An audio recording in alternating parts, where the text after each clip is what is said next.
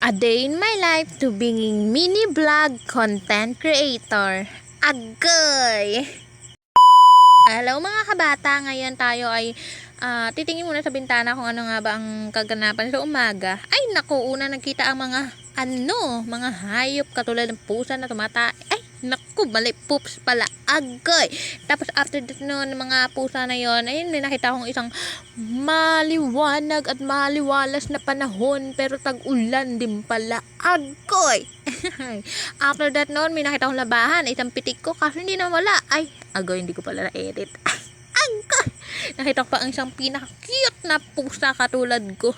Ay, walang ganon. And after that noon, ay, naku, nagsuklay muna tayo bago. Kasi nga tayo, mga naririnig akong taho. Gige. Kaya nagsuklay ako dyan para lumabas at bumili ng taho. Siyempre, pagka lalabas tayo, siyempre magsusuklay tayo, hindi yung gulo-gulo buhay natin, ganon, buhok natin, kasi ganon, laki pa ng noo ko dyan, ay, agoy. Tapos, di ba? Tapos, may naririnig pa ako, umuulan, buti na lang nagtitinda ng taho, ay, nandyan, may umuulan nandyan, di ba? O, diba? Umuulan yan. Tingnan nyo mabuti. Baka mabulag pa kayo. Baka hindi nyo pa makita. Agoy! Tapos kumuha na ako ng baso. Tapos kinuha na din yung wallet ko. Tapos nung nakita ko yung wallet ko dyan, may naman pa naman. Kaya let's go. Bumili tayo ng taho. Ayan, after that nun, ayun yung taho, bumibili pa ng taho. Kaya hindi muna tayo. Kailangan natin magtiis. And after that, ayan na yung kaibigan ko, dumating. Bibili sa tindahan. Ewan ko, bibilin nun. Tapos, ayan na. Papunta na yung taho sa akin. Parang ikaw, papunta na sa buhay ko. Ay, walang ganon. Ayan. Bibili na din. Bibili din yung kaibigan ko dyan. Tapos, nakita ng magtatao ko yung baso ko. Sabi niya, nilabas mo na naman yung timba mo. Timba?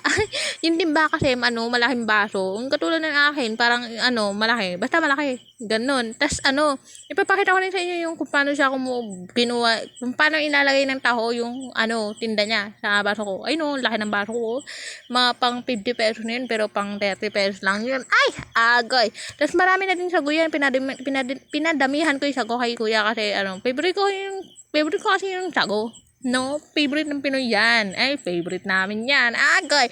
Tapos, sabi ni kuya, babayaran mo ako ng 50, dapat 50. Sabi ko 30 pesos lang po. Ay, agoy, nag-joke na lang pa yun. Joke lang pala yun, kuya. Ay, agoy, 30 pesos lang yan. Pero hindi ko siya binayaran ng 50. Ay, agoy. Tapos, papauwi na ako niya. Nahulugan pa ako ng 10 piso. Kaya, ayun, pinulot ko. Siyempre, iwan ko. 10 piso yun, mahalaga sa akin yun. Ay, agoy. Tapos, ayan na nga ang buhay-buhay natin. Ayan, kakain tayo ng taho. Simple lang, pero may lalapit na pusa dyan. Ay, agoy. Tapos manghihingi, tapos hindi na makakainin. Ay, agoy. Tapos, ayun na nga. Habang kumakain tayo, ay, nakikipaglaro yung pusa ko. Tapos nakakainin siyempre. Hindi naman niya kakainin kapag binigyan siya ng taho. Kaya ayun, hindi ko na binigyan. Ayun, patuloy lang kumain hanggang sa lumitaw ang kanyang puwet. Ay, puwet sa cellphone ko. Ay, buti na lang hindi tumae. Ay, walang ganon. Tapos, ayan, humarang pa. Sige, mamaya sapak ka sa akin.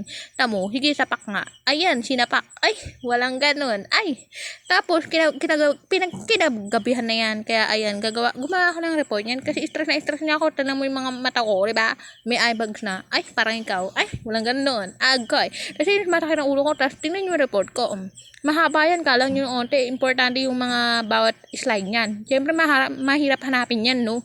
Kayo mag-report ng higi. And after that nun, nabutasan ba kami ng motor niyan kasi papunta na ako ng church niyan. Nag-base ako, syempre na maganda. Tapos nakita kong batang cute, parang ako, ay gagoy. Tapos after that nun, nakasalubong ko yung kaibigan ko, sabi niya, hi!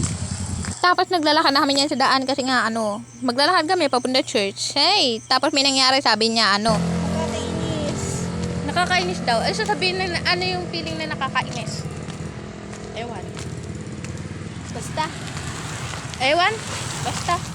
Ano naman sila? Malalaglag talaga ako